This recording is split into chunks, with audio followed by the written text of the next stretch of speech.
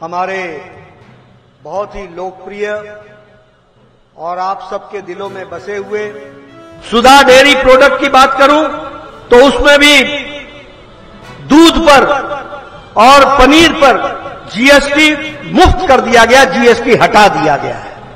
और उसी तरीके से घी, बटर, यानी हमारे किसान की आमदनी अच्छी हो, इसकी चिंता अगर की गई है तो वो भारत सरकार ने की, जिसका सीधा फायदा आज बिहार के किसानों को हो रहा है। इस बात को हमको समझना चाहिए। मधुबनी की पेंटिंग, भागलपुर का सिल्क और दरभंगा से हमास एक्सप्रेसवे, ये सारे जो 5,000 करोड़ रुपए का बन रहा है, वो बिहार को एक नई ताकत देने वाला है, नए तरीके से बिहार का विकास होने वाला है। अभी अभी सम्राट चौधरी जी आपको बता रहे थे, महिला रोजगार योजना 2,10,000 की व्यवस्था, महिलाओं को स्वरोजगार के लिए खड़ा करना। कभी सोचा था महिला सशक्तिकरण के बारे में? और ये नहीं है कि ये आज हम कर रहे हैं। नीतीश बाबू ने बच्चियों को पढ़ाने के लिए साइकिल से लेकर स्कॉलरशिप देने का काम और उनका सशक्तिकरण करने का काम किया था, तो वो नीतीश कुमार ने किया था। इस बात को हमको याद रखना चाहिए।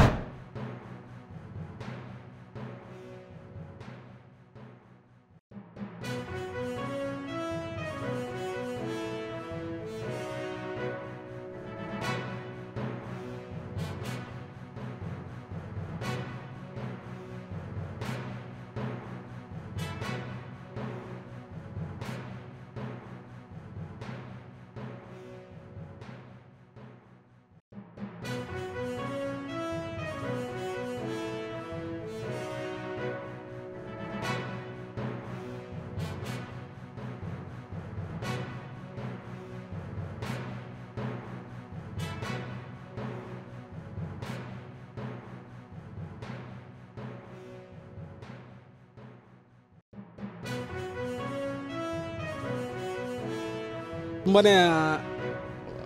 ಯಶಸ್ವಿಯಾಗಿ ರಸ್ತೆ ಬದಿ ನಡಿತೋಪು ಮಾಡಿದ್ವಿ ಅಂತ ಹೇಳ್ಬೋದು.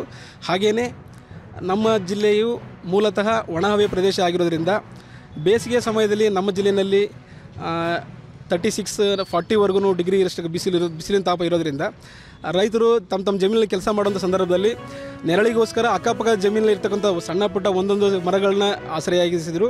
ರಸ್ತೆ ಬದಿ ನಡಿತೋಪು ಕಾಮಗಾರಿ ಅನುಷ್ಠಾನ ಮಾಡಿದ ನಂತರ ತಮ್ಮ ಜಮೀನಿನ ಪಕ್ಕದಲ್ಲೇ ಇರತಕ್ಕಂಥ ಗಿಡ ಮರಗಳನ್ನ ಆಶ್ರಯಿಸಿರುವುದು ತುಂಬ ಖುಷಿಯ ಸಮಾಚಾರ ಆಗಿದೆ.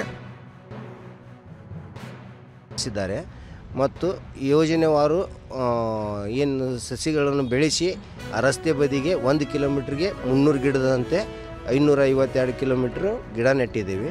ಪ್ರತಿಯೊಂದು ರಸ್ತೆಯಲ್ಲಿಯೂ ನೆರಳಾಗಿದೆ, ಮರ ದೊಡ್ಡವಾಗಿದ್ದಾವೆ. ಆಮೇಲೆ ಹೂವಿನ ಗಿಡಗಳು ಜಾಸ್ತಿ ಇದ್ದಾವೆ. ಈಗ ಪ್ರತಿಯೊಬ್ಬರು ಸಾರ್ವಜನಿಕರು ಅಡ್ಡಾಡಬೇಕಾದಾಗ ವಾಕಿಂಗ್ ಹೋಗೋಕ್ಕಂತ ಮುದ್ದಾಂ ಬೇಕಂತ ನಾವು ಆ ರಸ್ತೆಯಲ್ಲಿ ಅಡ್ಡಾಡುವಾಗ ನಮಗೆ ಪ್ರಶಂಸೆ ಮಾಡಿದ್ದಾರೆ. ಅದ್ರ ಜೊತೆಗೆ ಹಣ್ಣು ಹಂಪಲ ಗಿಡಗಳನ್ನು ಹಾಕಿದ್ದೀವಿ.